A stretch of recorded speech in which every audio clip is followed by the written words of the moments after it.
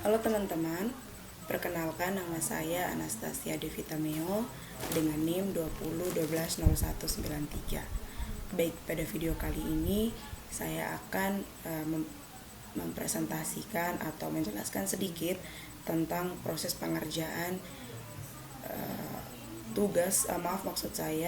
proses pengerjaan ujian akhir semester mata kuliah sistem pendukung keputusan, yang dimana di sini juga untuk memenuhi salah satu kriteria penilaian nilai ujian tengah semester. Baik, langsung saja kita masuk pada soalnya. Nah, teman-teman bisa melihat ini ada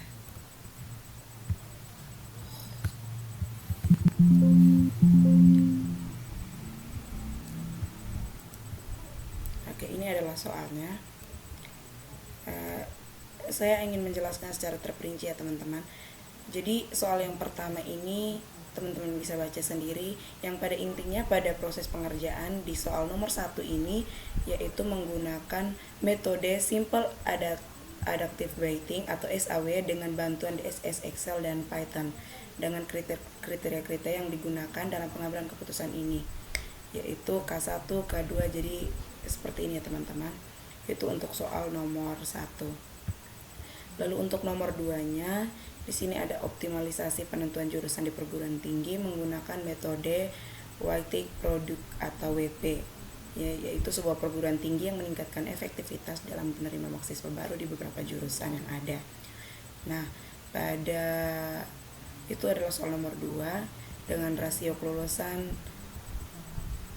seperti yang berada di gambar ya teman-teman. Lalu untuk soal nomor 3 yaitu studi kasus optimalisasi pemilihan teknologi informasi TI untuk sistem pendukung keputusan DSS menggunakan metode AHP atau manual dan Python. Jadi pada intinya soal nomor 1 itu menggunakan metode SAW, soal nomor 2 menggunakan metode WP, dan soal nomor 3 menggunakan metode AHP. Baik, kita langsung saja menuju ke bagian Excel-nya ya teman-teman. Di sini saya sudah membuat metode SAW-nya. Nah, ini adalah kriteria-kriterianya, yaitu kriteria A dengan nilai K1 3000, terus nilai alternatif B K1-nya 1500, alternatif C 200.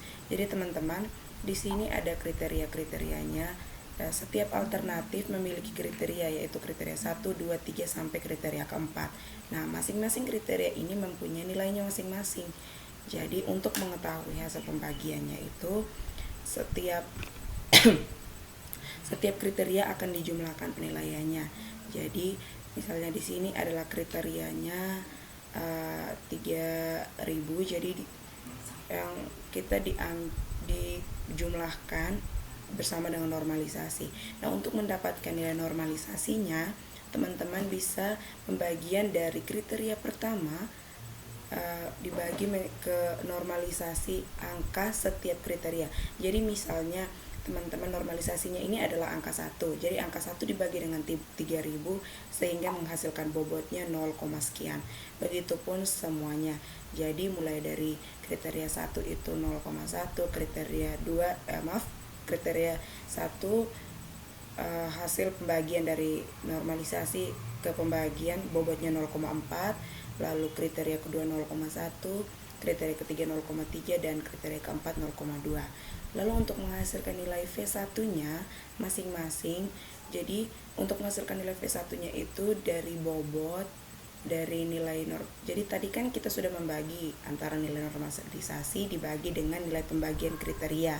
Nah, sehingga menghasilkan bobotnya. Jadi untuk mendapatkan nilai V1, teman-teman bisa melakukan perkalian dari setiap kriteria, mulai dari kriteria 1, kriteria 2, kriteria 3, kriteria 4. Jadi semua nilai pembagiannya dikali ke normalisasi sehingga menghasilkan bobot, dan dari nilai bobot tersebut ketika sudah dikalikan atau dibagikan akan mendapatkan nilai V1. Jadi dari semua pembagian dan perkalian dari setiap kriteria akan menghasilkan V1-nya 0,85, V2-nya 0,725, dan V3-nya 0,71 sekian. Itu untuk metode SAW-nya. Lalu untuk kita akan langsung masuk pada program ya teman-teman. Nah, di sini saya sudah membuat programnya. Ini untuk metode SAW-nya. Jadi di sini tadi kita sudah melakukan perhitungan manual di Excel. Jadi sekarang kita akan melakukan perhitungan manual di program, dan program yang saya gunakan saat ini yaitu program Python ya teman-teman.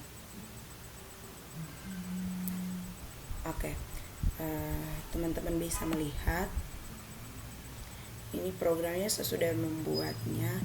Ini ada angka 300 sama ya teman-teman. Ini ada nilai kriteria. Jadi di sini akan print out yaitu nilai-nilai alternatif, nilai kriteria, nilai cost benefit, nilai kepentingan, dan print alternatif kriteria.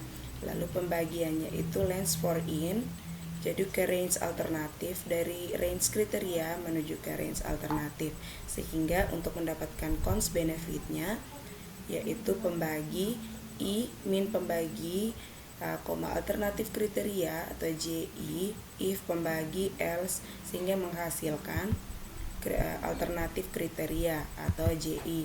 Nah, dan pengeluarannya itu yaitu maksimal, yang untuk if constnya itu kan adalah minimal. Nah, di bagian else pengeluarannya itu adalah maksimal. Jadi untuk printnya itu pembagi, sehingga alternatif kriteria if pembagi sama dengan alternatif kriteria. Jadi untuk menghitung minimal dan maksimalnya itu sama ya, sehingga mendapatkan alternatif normalisasi. Untuk range kriteria kita mendapat pembagi dibagi dengan alternatif kriteria, sehingga dapat menghasilkan range hasil akhir kriteria dan bobot hasil akhirnya. Oke, di sini saya coba menjalankannya teman-teman, kita run. Nah, ini adalah hasil dari setiap pembagiannya tadi. Ini sesuai ya teman-teman dengan nilai pembagiannya di depan tadi. Jadi nilai A, B, C-nya itu sudah ada semua. Oke, itu untuk metode SAW ya teman-teman, itu untuk nomor 1. Kita lanjut ke metode berikut, yaitu untuk metode nomor 2 tadi. Kita masuk ke weighted produk. Oke, di produk ini, jadi ini ya teman-teman. Nah, ini adalah hasil perhitungan di white product. Ini yang bagian A. Jadi nilai C1 dia sama seperti yang di metode SAW-nya teman-teman, cuman di sini saya lebih mempersingkat. Jadi setiap nama akan mempunyai nilai masing-masing. Jadi C1 ada nilainya sendiri, C2, C3, C4 dan begitupun seterusnya. Oke, jadi di sini dari kolom pertama ini C1, C2, C3, C4 kita mendapatkan hasil 0,35 untuk kolom kedua. Jadi ini dari hasil pembagiannya teman-teman. Ini dibulatkan menjadi 0,35, lalu untuk kolom kedua 0,25 dan kolom ketiga sebanyak 0,25 lagi, dan kolom keempat adalah 0,15. Jadi untuk berikutnya lagi di bagian minimal dan maksimal. Oke, di minimal dan maksimal sama ya teman-teman. Teman-teman bisa melihat nilai dari min-nya 2,98, kolom keduanya 2, kolom ketiganya 2, kolom keempatnya 2,4. Itu adalah nilai minimal. Dan untuk nilai maksimal, kolom pertama 3,13, kolom kedua 4, kolom ketiga 4, kolom keempat 3,3. Untuk normalisasinya teman-teman bisa melihat dengan hasilnya. Lalu untuk nilai dari C1 sampai C4 itu dibagi ya teman-teman, sehingga hasilnya akan menjadi 1, 0,5, 0 dan sekian. Jadi ini di pembagian dari semua nama yang ada pada kolom di atas ya teman-teman, sehingga dari semua nilai maksimal ini akan disimpulkan ke dalam nilai kolom. Nah, akan dikecilkan, sehingga normalisasi dari semua ini untuk kolom pertama adalah 0,35, kolom kedua adalah 0,25, kolom ketiga adalah 0,25 dan kolom keempat adalah 0,15.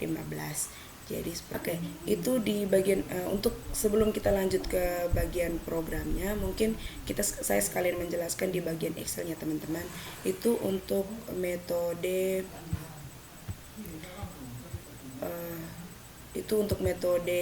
WP-nya ya teman-teman, Wake Product. Nah, sekarang kita masuk pada studi kasus optimalisasi pemilihan teknologi informasi, yaitu menggunakan metode AHP. Jadi saya akan menjelaskan langsung di bagian perhitungan manualnya. Jadi sama ya teman-teman, tadi di atas untuk nilai weight-nya itu kita sudah dapat. Sekarang masuk pada metode AHP. Nah, semuanya itu nilainya tadi kan sama semua nih teman-teman. Jadi proses perhitungannya juga sama. Dan hasil yang didapatkan itu kolom pertama itu untuk Budi nilainya 2,90 sekian, untuk Riki nilainya sekian, untuk Tian nilainya sekian, untuk Cindy sekian, Terry dan sekian. Jadi semua untuk daftar nilai mulai dari alternatif sampai ke nilai maksimal dan minimal dan maksimal hingga normalisasi sampai ke penjumlahan kolom, hasilnya seperti ini. Oke, itu adalah perhitungan manualnya. Sekarang kita akan mensinkronkan dari perhitungan manual ini dengan perhitungan menggunakan program. Oke, kita langsung saja masuk pada program. Untuk nomor 1 tadi, untuk SAW sudah saya jelaskan di awal tadi. Nah, sekarang kita masuk pada nomor 2, yaitu metode WP. Nah, ini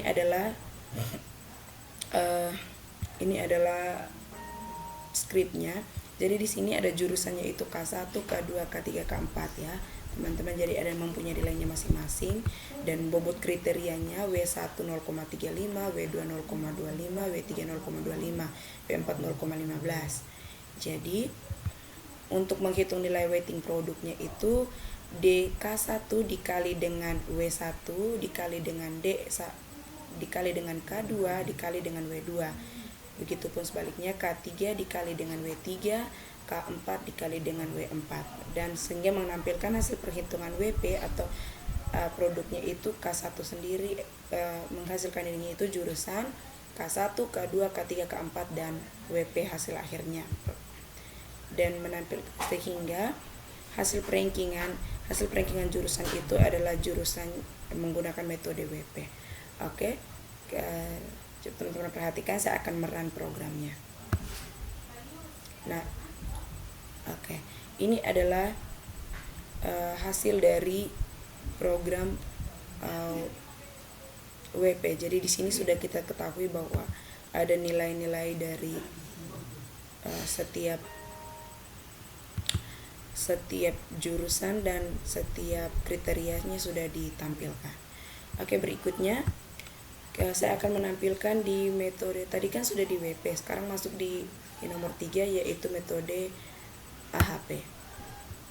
Nah, ini adalah skripnya. Di sini juga saya sudah mengerjakan skripnya. Jadi untuk masukkan matriksnya itu disesuaikan dengan nilai desimal. Jadi mulai dari 1, 3, 5, 6, 7 dan seterusnya. Lalu kita menghitung jumlah kolomnya itu dengan rumus NP-sum, correction matrix axis. Lalu untuk normalisasi matriks perbandingan, normalisasi matriks kriteria matriks dibagi dengan kolom sums. Lalu hitung eigenvalue. Untuk eigenvalue-nya dan eigenvector, untuk hitung eigenvalue dan eigenvectornya itu caranya yaitu NP dikali dengan linlog X sehingga menghasilkan normalisasi matriks. Lalu untuk eigenvalue dan yang paling dominan atau maksimal yaitu eigenvalue-nya. Dan untuk hitung konsisten indeks yaitu kriteria matriks, N-nya itu kriteria matriks dan C1-nya eigenvalue atau N per 1 dikurang 1. Lalu untuk tabel referensinya ada 1, 0 dan sekian-sekian. Lalu untuk hitung konsistensi rasio atau CR sama dengan CI dibagi RI. Lalu untuk cek konsistensi, if CR dibagi dengan 0,1 sehingga menghasilkan konsistensi status dan menjadi status. Lalu pengeluarannya itu konsistensi status atau tidak konsisten. Jadi di sini teman-teman Jika hasilnya kurang dari 1, maka hasilnya itu adalah konsisten. Jika lebih dari 0,1 maka hasilnya itu tidak konsisten. Jadi cetak normalisasinya itu print normalisasi dan print normalisasi matriks. Dan untuk hasil konsistensinya, eigenvalue maksimal akan menampilkan bagian real dari eigenvalue, dan konsistensi indeks atau CI dibagi dengan CI, dan konsistensi rasio CR akan menjadi status konsistensi dari atau di sini dari box pemrogramannya konsistensi status. Jadi pada intinya teman-teman, jika cek konsistensinya kurang dari 0,1 maka nilainya itu konsisten atau bagus. Tetapi jika lebih dari 0,1 maka konsistensi statusnya itu tidak konsisten atau tidak tepat. Oke, untuk mengetahuinya saya akan merun programnya. Nah, oke, ini kita sudah ketahui. Nah, nilai eigenvalue-nya itu 1. Artinya di sini dia tidak konsisten karena dia lebih dari 0,1. Lalu untuk konsistensi indeksnya 0,9 juga sama ya teman-teman. Itu di antar ini kan hasilnya min, jadi masih konsisten karena hasilnya min, dia untuk 0,1 ini masih lebih besar. Jadi untuk CI-nya itu konsisten dan CR atau konsistensi rasionya itu adalah konsisten juga. Jadi untuk kesimpulannya semua normalisasi matriks ini kesimpulan untuk status konsistensinya itu adalah konsisten. Oke, baik teman-teman. Jadi itu adalah penjelasan sedikit dari pengerjaan soal ujian tengah semester mata kuliah sistem pendukung keputusan. Terima kasih untuk perhatiannya dan saya ucapkan terima kasih.